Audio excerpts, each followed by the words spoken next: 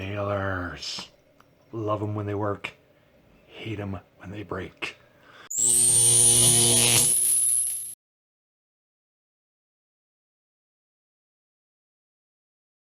Oh, son of a nut. So here's the problem. Here's the coil nailer. Nails sitting here. They get fed across over into here. It is this pawl system that when it fires, this guy pulls back and then pushes the next nail forward. What happened is there's a spring on here that holds this pawl in. Yeah, it holds this pawl up so it grabs the next nail. And what's happened there is that spring broke. Actually, this whole pin is kind of shot. And it wasn't feeding the next nail in.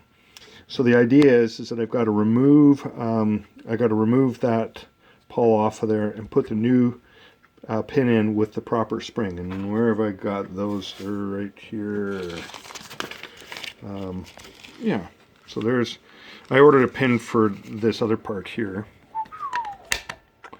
So you can see this other part here that holds the latch shut. There's a pin there. And that slipped out too, and I put this temporary wire tie on it to hold it in place. So anyways, I ordered a couple of those, and there is my spring that I got to replace. Alrighty. So to get this pin out, so that pin right there, you see that pin? To get that out, it's held in place by this, I guess air solenoid might be the way to put it. Let's see if we can get some light in there. And sort of push that in. It's actually got quite a big spring holding it in place, so it's pretty difficult to get in there.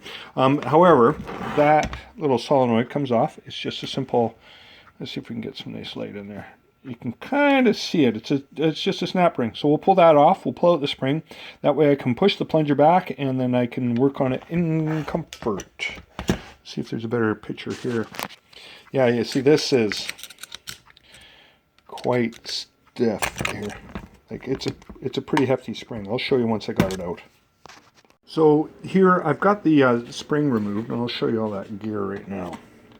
Right, so here's the spring that goes into the back of this plunger assembly, and here is an air seal ring there. And then, of course, then this cap goes on, and then the snap ring holds it in place. And the idea is that when the gun fires, air comes down through the chamber here, and it pushes that sucker back. It pushes it back. It slides, click, click, get another nail, fires that next nail forward. So I completely have removed the plunger and the drive arm, so the assembly kind of looks like this. So there's that little drive arm there. And then here's the plunger that sits inside. And the reason why I wanted to do that is I wanted to look at that. Oh boy, this might be hard to see on the camera.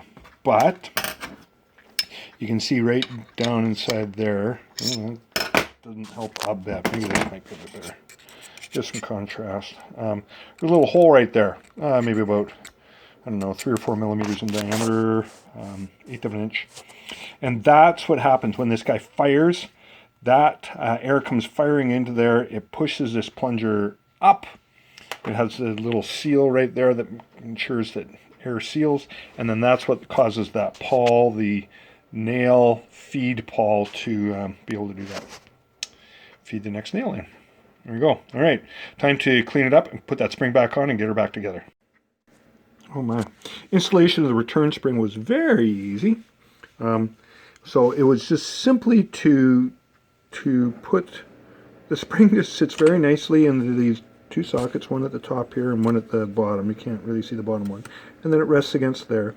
And then just a gentle push down, put in the new pin, and that guy is good enough to, let's take a look. You see, it's just good enough to just kind of spring back, easy peasy. That's all it needs to do. That's what broke. I got it all back together. Really nice and clean now, all the dust out of it. Let's give it a shot. I got it set up for tap hammering, so we'll just kind of do our thing. Yeah. Not a problem. So there you go, rebuild the Bosch nailer. Don't want that pointing at me. Don't forget to subscribe up here in this corner there. Just press that little button. And please leave your comments about your rebuilds of Bosch nailers and stuff like that. Or, you know, I didn't do the major rebuild or the normal rebuild with all the O-rings and whatnot because all that was good. But anyways, yeah, don't forget to subscribe, leave your comments. Be interested to hear what you think. Bye now.